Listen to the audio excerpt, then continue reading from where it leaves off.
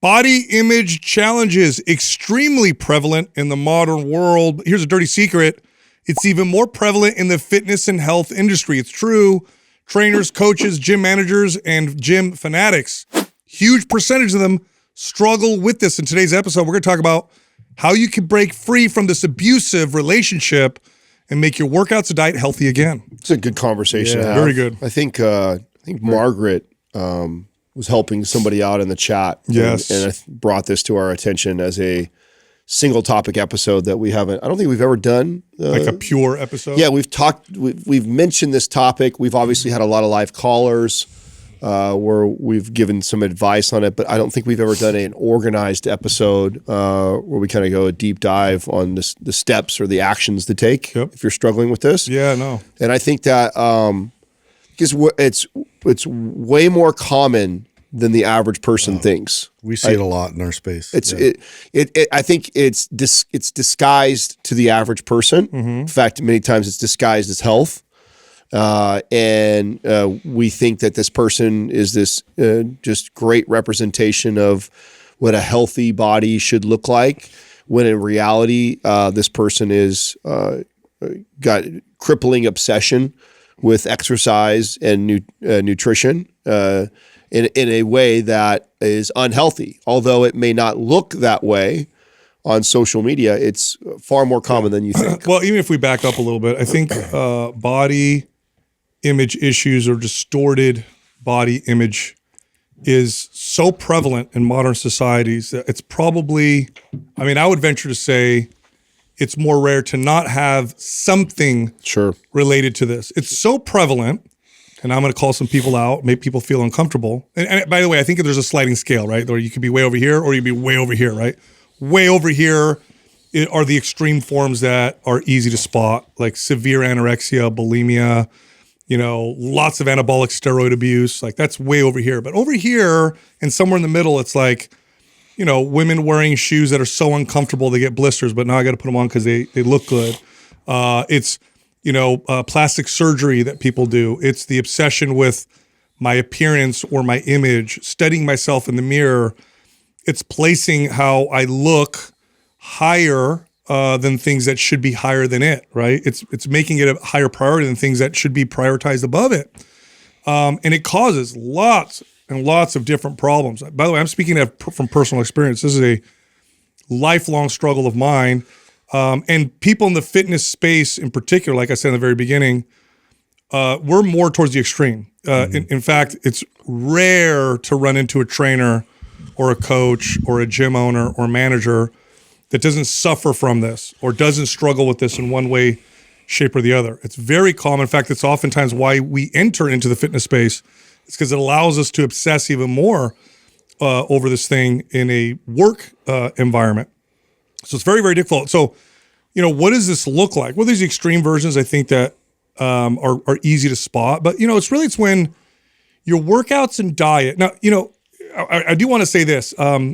Exercising and eating right's great for you. Yeah. Very good for you. One of the things that they both provide when done properly is they reduce stress. A telltale sign that you're in the wrong, that the relationship is going sour or south is when they produce more stress than they take away. What does that look like? You can't miss a workout, or nothing can mess your workouts up. You go on vacation and it's like, oh no, I got to wake up and I got to make it to the gym every day that I'm at the hotel. Or you book a hotel and one of the number one things that helps you determine where to stay is what's the hotel gym look like. With diet, it's eating out causes so much stress for you that you refuse to do it. Or you have to go ahead of time and calculate things and figure out what I'm going to eat. Or you fast leading up to going out. You start to structure your diet around something that's supposed to be connecting between you and your partner or your friends. When it becomes a stress, this is a sign that this is a problem, that this is an issue. And the studies on this are very interesting. Overdoing exercise and over obsessing over diet do anything but make you healthier. They actually make you less healthy. Yeah. And again, the data shows this. You actually reduce lifespan and longevity because of those obsessions. Such an elusive problem because it seems like you're really just tackling healthy behaviors and you're trying to take it all on at once. And, it's hard to tell somebody too, when they're on this kind of journey of like, trying to self-improve and trying to physically, change things so that they are in a healthy place. And when they get really obsessed and they get hyper focused on it, and it can get away from you just like anything else. It's while pursuing these things, it seems like it's a very healthy way to tackle a lot of things, but there has to be that balance. There has to be that listening to your body and that feedback. And two, like being able to allow people to peer into what you're doing and give you feedback, and listening to that feedback from your peers. A lot of times we can get into this little like isolated horse blinder situation where we're just, pedal to the metal because I feel like I'm doing all the right things. If you had to put a percentage on it, the percentage of people in the fitness space, not general pop, what would you put on it? That have this to a degree or another? Yes. Oh, yes. God. Yes. 90%? Yeah. 90. Easy. Wow. That's really 90. high. Easy. Think about all the trainers, all the people you've ever worked with. Majority of them, one way, shape, or another, You could say initially, kind of deal with maybe this. even. Yes. Yeah. Yes. I think some people, come out of it when they stay in there long enough, but especially new people. Yeah. Yeah, that's why they get in it. But I would say it's 90. Well, 'cause It's definitely a majority. That's the first conscious decision, is to change the way your body looks. And Well, that's the big pull. You know what? Also tend to these people a lot of times. This is what saved them from another addiction. That's right. And so it's really hard to see this one as a bad one, because it's like, oh, I gave up cocaine for exercise and fitness. This is not bad. This is much better. I had this sex addiction or whatever the addiction was. Many times that same person just learned how to shift it over towards working out and eating, and it served them from a, strength, muscle look. And so they don't even realize it. So you think 90. Okay, so if let's say it's somewhere up there. And I don't know if I even disagree with you. I definitely think I would definitely say it's the highly, majority. yeah, that's really high. I definitely think it's more likely than it is not likely. Now, if we say 90% are that, what percentage of those people do you think are aware that they have this body image issue? Not a lot of them. Like, would you say, if you said 90, and then I would turn back around and say, I bet you more than half of those, if not a higher percentage, are not even aware. Totally. Yeah. They agree with you. still believe that. Because it's also their career. Yeah. Because it's an easy way to excuse, because, this is what I do. I work in a gym. This is my life. It's one of the characteristics of this is that you're doing this out of fear, not out of love. In other words, you're afraid of being that fat person again. Right. Or you're afraid of being that skinny person. Or that drug addict. Or that, whatever you were, you're afraid of that. This is why when you get someone, we have callers like this all the time, right? They lost 70 pounds and their calories are low, they're overtraining, and they're so scared of reverse dieting. They're so scared of reducing the amount of exercise, because what if I become that person again? The other characteristic is you think that your life is going to become great once you get to whatever impossible goal it is you're reaching for. If I could just get this buffed or just get this shredded, then everything will be different. It's going to be different. What's funny about this is, by the way, again, if you're a data person, although I'll tell you what, if you're in this, logic doesn't really help. It didn't help me. But if you look at the data on this, maybe this will kind of open you up a little bit. Aside from getting healthier, so if you're poor health and you get healthier, dramatic improvements to your life quality, okay? Beyond that, it's very little contribution. In other words, I had it explained to me by Arthur Brooks once. He said if you had somebody who was already healthy, but let's say on a scale of 1 to 10, they're a 6 in terms of attractiveness, okay? They're a 6. And then they spend all their time, all their money, all their energy on going from a 6 to a 9. Their overall happiness level wouldn't even register in improvement. That's how little of an impact it has on your actual overall happiness. It would barely register. Going from a 6 to a 9, spending all your money and time and effort trying to accomplish this.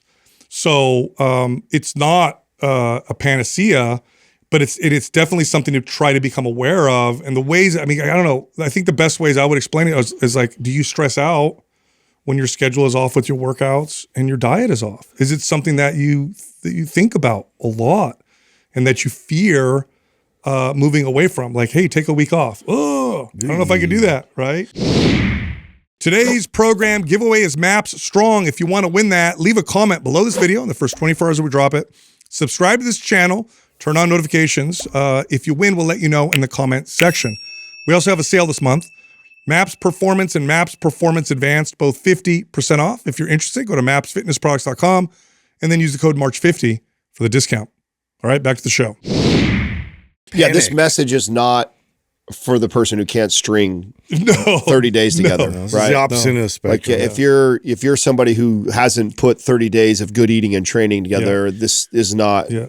This isn't. for Although you. they also, I'm glad you said that, Adam, because that person who hasn't strung together 30 days of exercise could be suffering from body image issues and could slowly be using that to motivate themselves to become Sure.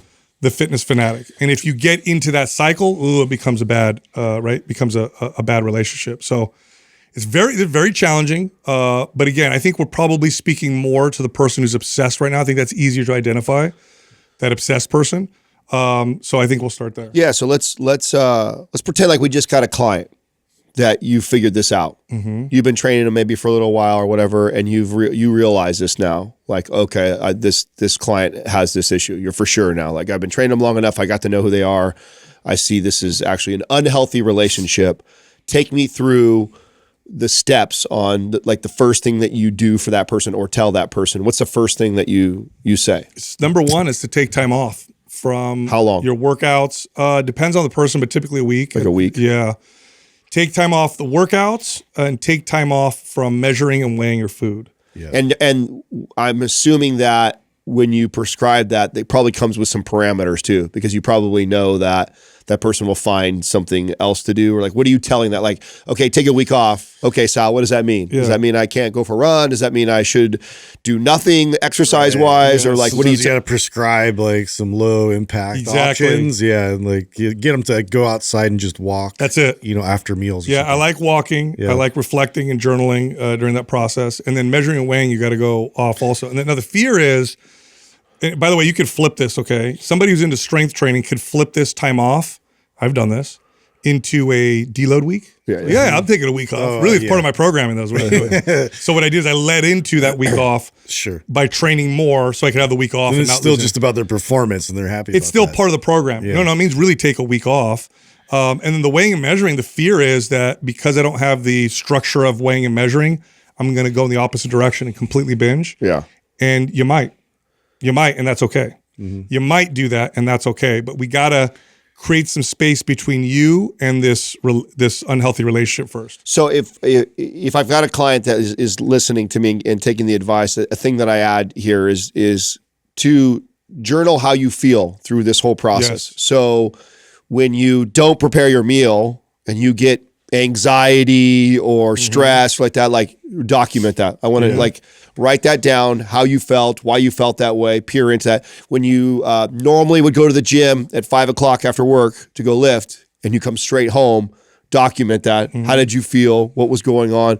I think during this time when they're taking that time off of their of lifting and weighing and measuring food, at least documenting without any like real structure or formalities around it. Just write it down. Yes, So we can talk about it. Yes, and it's this is so powerful because for a couple reasons. One, if you're like me and I do this, and let's say my issue is weighing and measuring food. It's not. My issues are different. But let's say that was my issue, and I go off weighing and measuring, and then I end up just binging. Right, which is a risk. It's a real risk. It's totally fine. It's a total real thing. It might happen because I'm not weighing and measuring. Now I feel like I'm off the Off the rails. Off the rails, and I'm just going to go right. Yeah. If I waste that by not documenting it and allowing myself to become aware, it's a waste. That's right. All you did was binge. If I document it, allow myself to feel the shitty feeling and talk about it, I just ate a family-sized bag of Doritos. I just ate an entire pizza. Here's how I feel. Here's why I'm doing it. I couldn't stop myself. My God, I was eating it and I felt like a machine and I couldn't stop myself. And here I am, 30 minutes later, my stomach hurts. I feel so much shame, whatever.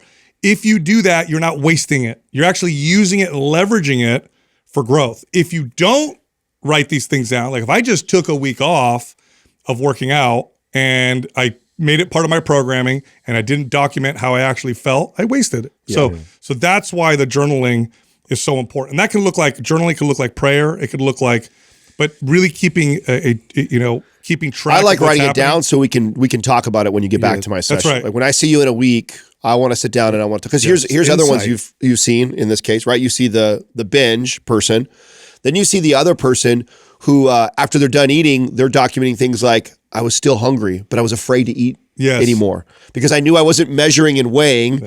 I wouldn't even finish my plate, or I would skip meals or do things like that because they don't have the control of the measuring and documenting part. So they don't want to put all this weight on so bad. So then they lean on I'm not going to give myself enough food to make sure I don't overdo it. And so you see that sometimes. And all of it is valuable information when we are trying to gain insight on our relationship with food and exercise. And so that's kind of what I'm telling the client is like, hey, there's no judgment here. It's just literally, let's just document, see how you feel, what goes on during the meal times, what goes on during typical exercise times, and tell me what's going on. And then when you get back, we'll unpack it together. Yeah, because sometimes it's like it's one or the other in this case in terms of their like focused, intentional pursuit of either, cutting or losing weight or like, not putting weight on, or it's the opposite. It's like, I got to keep, trying to push myself to get muscle, and I can't ever like not have X amount of protein or X amount of meals throughout the day. And,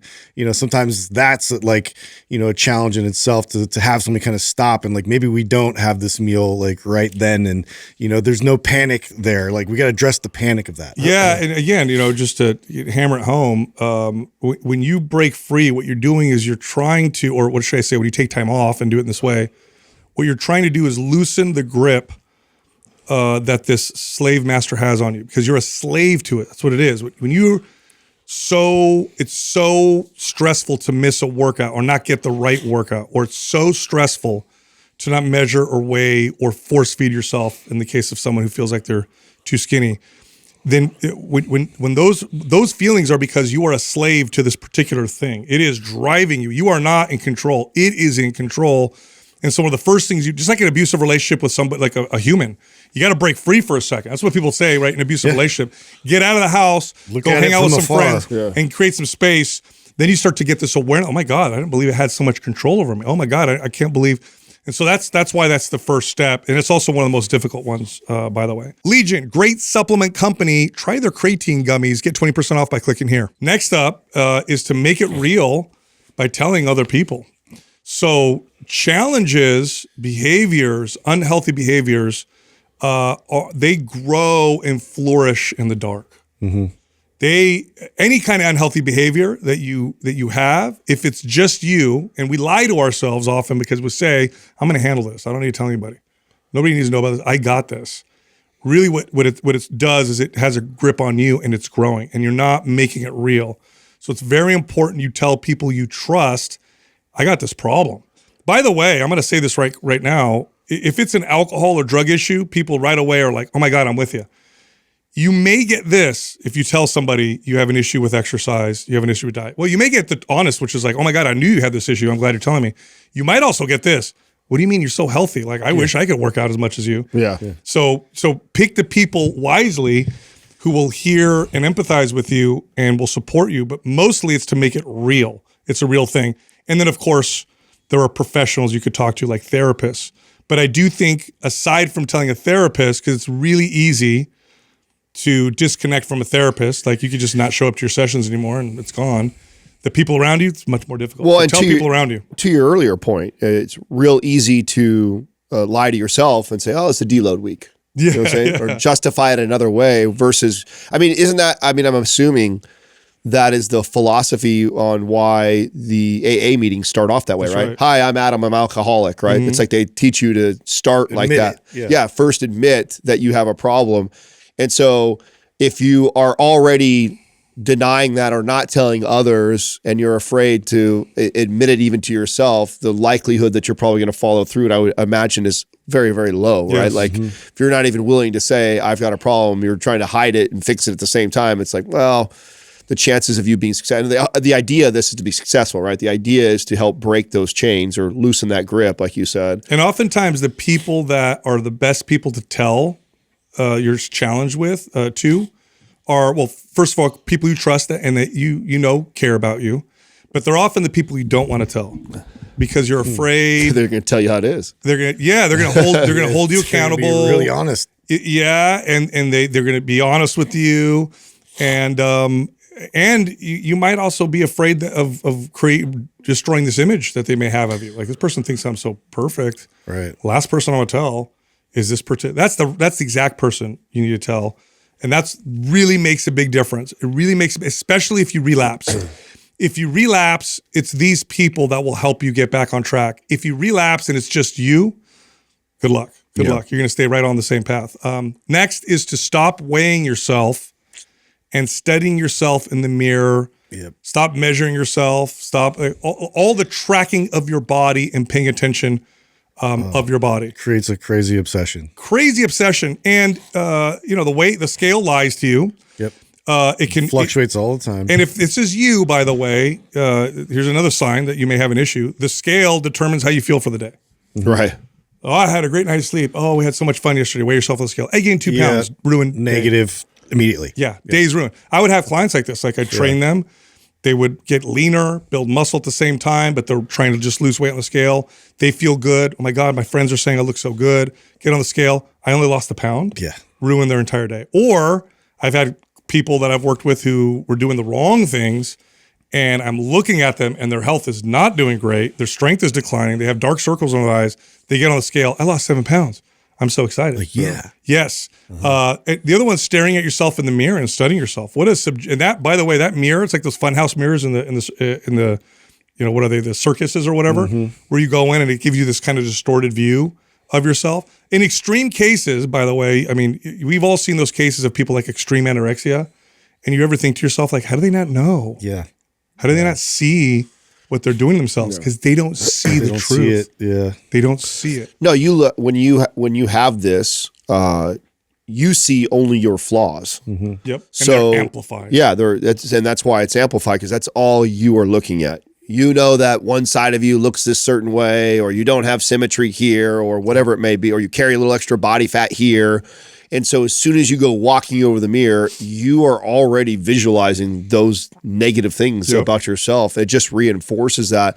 This one right here is going to take more than a week, right? Like, obviously this one's for a long time. Right. So the advice is to first take a week off to create space, like you said. Yeah. Create space, start this process, but also understand that this is, most clients that I had to break away from the mirror and the scale, it took months. Yeah. 6 months. Yeah. It took months of not using the scale and becoming comfortable with how they feel and our training without it. And, I'm looking for the, I don't even care anymore.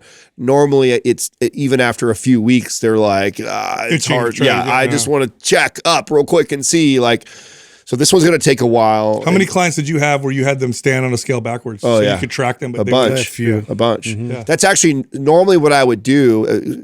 Later on in my career, I just dismissed it completely. Early on in my career, I still made the case like, oh, I need this data, right? I need this data to make sure that my programming and everything I'm telling this client is on par. And so I would tell them to step on the scale, reverse, right? And I wouldn't tell them what it weighed, and just say, hey, we're doing good. Don't worry about it. Later on, I realized that I rarely ever weighed clients. Yeah, then I stopped. Then I stopped altogether. Then I was just like, it's not even that necessary. And the studying yourself in the mirror is literally that. So like, oh, well, what about when I brush my teeth, comb my hair? Yeah, that's fine. Do it real quick. Get out from the mirror. Stop studying yourself. Yeah, you can. I was gonna say you could brush your teeth without being fully like half naked in front of the mirror too. And looking and studying type of deal. Yeah. But this takes a while because the reason why you should do this for a while is because this will derail you very quickly. So let's say your fear is, you don't want to gain any weight, or your fear is of being that fat person again. And so you take time off. You're telling others. You're moving in the right direction mentally and spiritually. You're healthier. Then you get on the scale and you gain 5 pounds. Right. Real quick, that'll throw you off. Yeah. Or if you're that guy like me who says, oh my God, I never want to get smaller. I never want to shrink. I never want to lose muscle. And if I study myself in the mirror and I notice I lost a little bit of muscle, very quickly can it throw me in the opposite direction. So you got to get away from those for a long time. Next up is to ideally turn off social media. Or second option is to change the algorithm that shows up on your social media. So this is all puppies.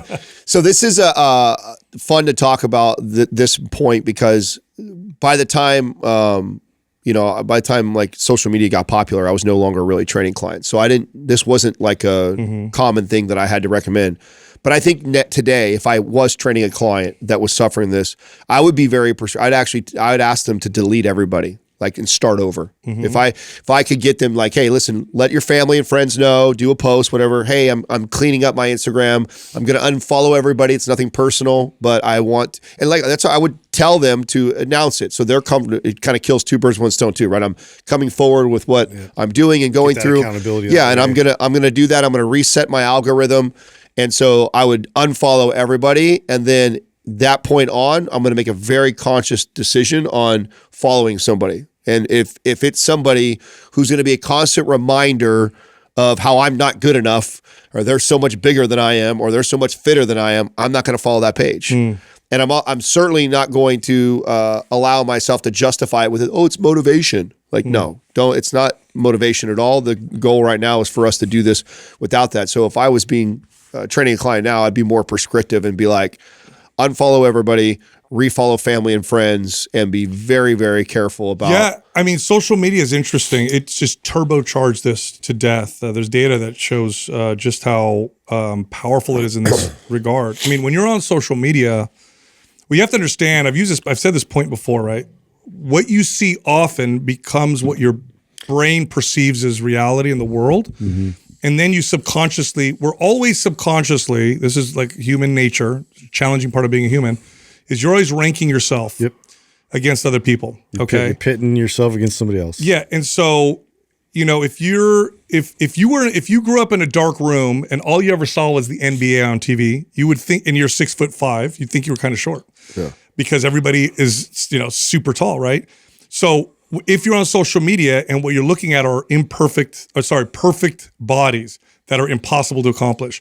You look at ripped bodies, you look at whatever, and it's just in your algorithm and you're scrolling through, that becomes your reality. Whereas the truth is actually very different. Walk around the real world, people don't look like that. It's super rare. But now you're comparing yourself. This has been shown to really amplify body image issues among adolescents and teens because of their use of social media. It's exploded the problems with those kids. And I know Justin said the puppies thing kind of tongue in cheek, but there's some truth to that. Yeah. Like, I've watched my Explorer page radically change just simply off of what I'm into at that time. Like, I mean, it looks so different right now than say it looked maybe 7 years ago because of what I was into 7 years ago and what I'm into right now. And so you control that. And it doesn't take very long. You'd be surprised. By the time you've gone through a couple months of liking specific stuff, that is what you're going to get fed. And so making a conscious effort to go, okay, I'm aware that looking at these other bodies that I'll never live up to is not a healthy relationship, but what is some healthy relationship stuff for me? What are some things that does feed the soul, that does give me the things that reinforce the habits, the behaviors, the relationship with myself that I want? Follow those pages and make a conscious effort to like a lot of that content. And you can actually start to control. I actually think this is going to be something that we train kids to do later on because social media is not going to go away.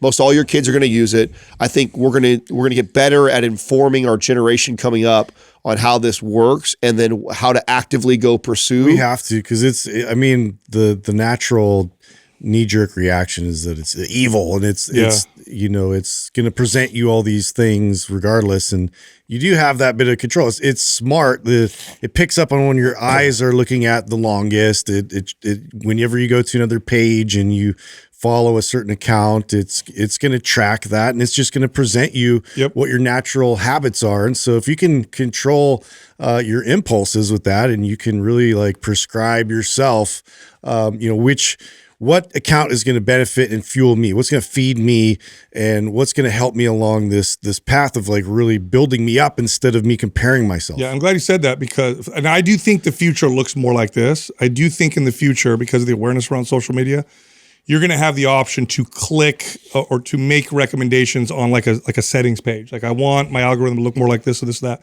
Because as of right now, it is very hard to change your algorithm if you focus on what not to look at versus what Justin said, which is what to look at. Okay. Yeah. Because it picks up how long you hover. Mm-hmm. It picks up, of course, likes, comments. It picks up all the things and the related things with your behaviors. And it's really, really smart. Your algorithm will switch very quickly on that kind of stuff. So one of the most effective things you could do is to prune your social media. And it gives you this option. I can click on most social media platforms. I'd like to see less of this. You have to do that. Less of this. And then go seek out the stuff you want and say, I want more of this, and like the things you want to see more of, and get rid of the stuff. If you don't do that, your subconscious will direct it right back. I mean, you can even hide content. That's right. I don't know if people know that, but yeah, if like it's something you see something repeatedly and you're like, what? Like, why am I still looking at that? You can, and you don't want to, completely delete that account because maybe you're attached to them in some reason or whatever. You can still just hide their content. So do that. We've taken the week off. We've taken some steps to prepare. We know that this is going to be probably some time with the mirror and the scale and stuff like that, but we're working towards this process. Now it's been a week and I'm going to get back into exercise because exercise does provide a lot of good things for me. What am I telling that client? How are we going to approach our fitness now? You got to approach a goal or focus on a fitness goal that is so opposite of your body dysmorphia or your challenge that it takes you away from it. All right, what does that look like? Well, if your challenge is you don't want to be that fat person again, well, now you need to train like a powerlifter. Like your goal is to get strong as hell. If your challenge is I always want to be jacked and I never want to be skinny, then you need to go mobility or stamina. Yeah. You need to go in the opposite direction. Otherwise, your workouts will very quickly veer back to what they were doing before. So the person who's afraid of gaining weight, you're not going to run. You're not doing crazy cardio. You're not doing crazy circuits. You're going to rest for 3 minutes. You're going to train like a power lifter, and all you're going to focus on is getting strong. Now, if my issue is building muscle, and I just want to keep building muscle, don't put me in that direction. That'll be very easy. Yeah. I can go to powerlifting training, no problem. I can go to bodybuilding, no problem. Yeah. I would need to focus more on mobility, stamina, mobility, yoga, stretching, endurance running, all the opposite things. Circuits, stuff that works opposite of what my issue is. That's got to be the focus for a long time and maybe forever if this is always going to be a challenge of yours. And what you'll find is slowly you'll be able to move away from what that challenge was. And we see this more commonly in our callers who are trying not to gain weight. Very commonly with women. We'll have female callers call in who are afraid of reverse dieting, so afraid, and oh my God, I'm doing so much cardio and I'm overtraining and I don't know what to do. What do? We often tell them, all right, we're gonna have you stop running. You're doing powerlifting. And it works. It works if they can follow it. But again, that's the opposite if your issue is like mine was, which is I always want to build muscle. Yeah. Got some questions. How common are body image issues? They're very common. I kind of touched on that a little bit, right? You did, but in adults in the U.S., it's over 50% of people that will report. Is that a true stat? Over 50% of people will say that admit it. That will say that they admit it. In the gym, nearly 1 in 3 health club users report significant symptoms of body dysmorphia. So that's interesting. So you have 50% of the general population that just admits it, which to Justin's point, that are admitting it. That, the other half probably just ignore it or don't realize it. And then you have 1/3 of anybody who's already actively pursuing with more severe symptoms. Yeah. And 70% of those people have had an eating disorder. Wow. Yeah. Wow. Eating disorder is that high, huh? Yeah. Well, in that population. So 1/3 of gym goers have significant body dysmorphia. By the way, think of all the gyms we've ever managed and think of all your members. It's probably 1/4 to 1/3 are fanatics. Yeah. The ones that always show up. Yeah. It's probably them. Yeah. Now, of them, 70% have had an eating disorder. Yeah. Is what the stats And say. eating disorder, people think right away of like bulimia in that direction, but orthorexia too. It could be somebody Orthorexia is an eating disorder. It's where you just have to measure and everything has to be absolute. By the way, look, I want to just give people some empathy. We live in a world that celebrates how you look so much and reinforces it so much and tells you culturally that driven. your beauty is so important so much of course. And then we're told that obesity is so unhealthy and we're so unhealthy. And what we do is we quickly translate that into looking a particular way, not the health, but looking a particular way. Yeah. So of course, this is very common. Does competition contribute to body image issues? Depends on the competition, but absolutely. You show me a chronic marathon runner, especially female, and I'll show you someone who's so scared of gaining a single pound. Yeah. Bodybuilding. Of course. Going on stage and showing your physique. About the only one that I would say is, well, it's not necessarily because you could also be obsessed in that direction too, but we tend to put people in the direction of like a powerlifting competition if they have body image issues. Yeah. Unless their body image issues like was mine. Yeah. Powerlifting would not be a good idea. Yeah. Someone who's obsessed with strength and numbers, then that's not going to help that person. But let's be honest, competition is not health. Competition is sport, and sport isn't healthy. Yeah. So rarely ever is that going to be the answer for somebody who's trying to solve some sort of a relationship with exercise and diet. Is, hey, let's go put them in a competition. Yeah. That's because usually literally comparing yourself to somebody else. So that's what it is. Unless it's some healthy version where you're just trying to kind of, remind yourself like this is where I need to be, and I got to challenge myself every day to kind of step forward. And all sport is on one end of the spectrum. It's not balance. Sport is sport. I'm trying to be great at this thing, which what comes with being great at anything is sacrifice of other things. And so, some parts of health are going to get sacrificed in pursuit of competition. So rarely ever is competition the answer for somebody who has body image issues. How can I help someone who is struggling with body image issues? Number one is this. The most important thing with this is to show them grace, because if they're still talking to you and they're telling you, you are 99% of the way there. The big challenge is when you don't show grace. Oh, you screwed up again? Come on, man, you know better. Guess who's not telling you next time they screw up? They're not telling you anymore.